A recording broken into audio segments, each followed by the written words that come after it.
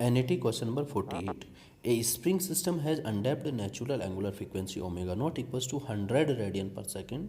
The solution of the position at time t at critical damping is given by xt is equals to x naught omega naught t exponential of minus of omega naught t, where x naught is a constant.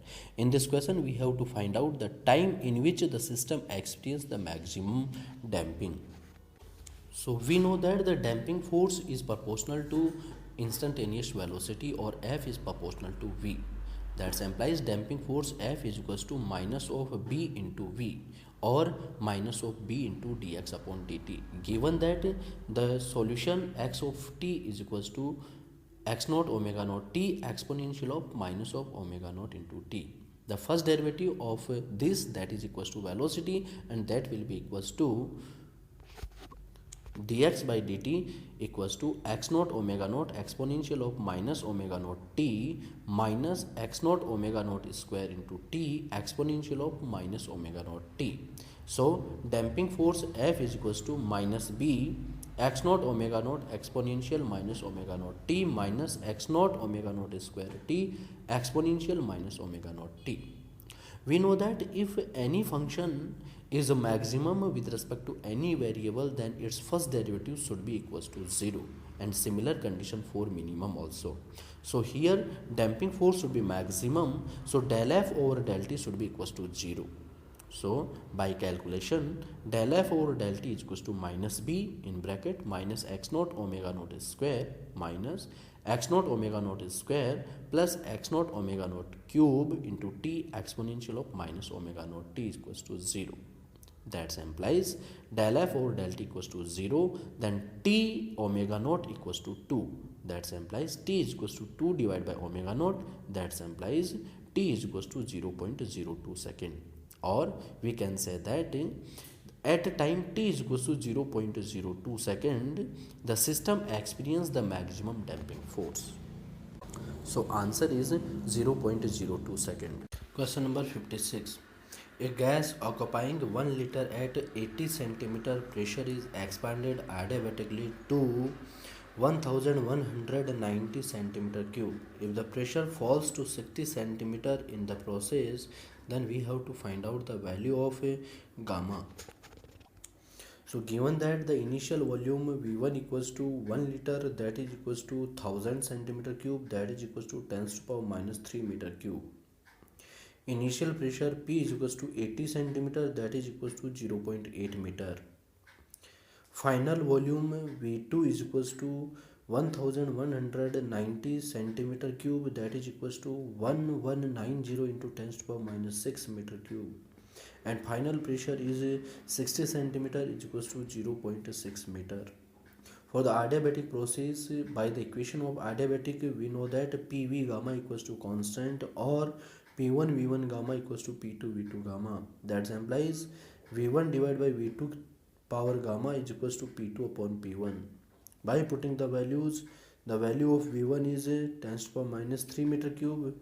The value of V2 is 1190 into 10 to the power minus 6 meter cube, and the value of P2 is 0.6 and the value of P1 is 0.8.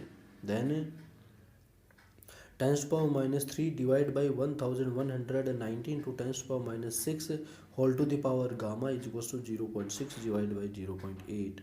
So gamma is equals to log of 0.6 minus log of 0.8 divided by log of 1000 minus log of 1190.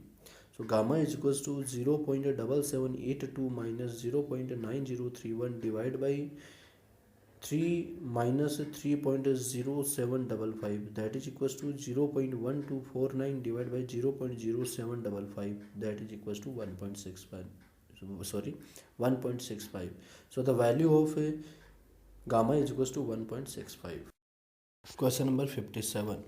An unstable particle of energy 1000 mega electron volt decay into a muon and a neutrino with a mean lifetime of 10 to the power minus 8 seconds when at rest. When the particle has a momentum of 1000 mega electron volt per velocity of light, then we have to find out the mean decay distance in meters. So in this question, time is given, that is 10 to the power minus 8 second, and we have to find out mean decay distance, that will be equals to time into velocity. Now our aim is to find out the velocity of the particle. So by using the special theory of relativity, we know that the relation between energy and momentum is E square equals to P square C square plus m naught square C4, and given that P is equals to 1000 mega electron volt per velocity of light, so P into C is equals to 1000 mega electron volt, or m naught C square equals to 1000 mega electron volt is given in the question. That implies energy E is equals to P square C square plus m naught square C4 square root of whole, that will be equals to E is equals to 1000 square plus 1000 square का whole square, sorry, root of 1000 square plus 1000 square, that will be equals to root of 2 into 1000 mega electron volt. By using the Einstein mass energy relation, we know that E equals to mc square, that is equals to 1000 root 2, that implies root of 2 m naught c square. From here m equals to square root of 2 m naught, where m naught is rest mass.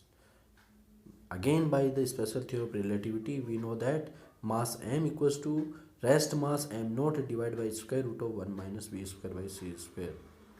That implies m naught divided by 1 minus v square by c square equals to root of 2 m naught. By solving this, v equals to c by root of 2.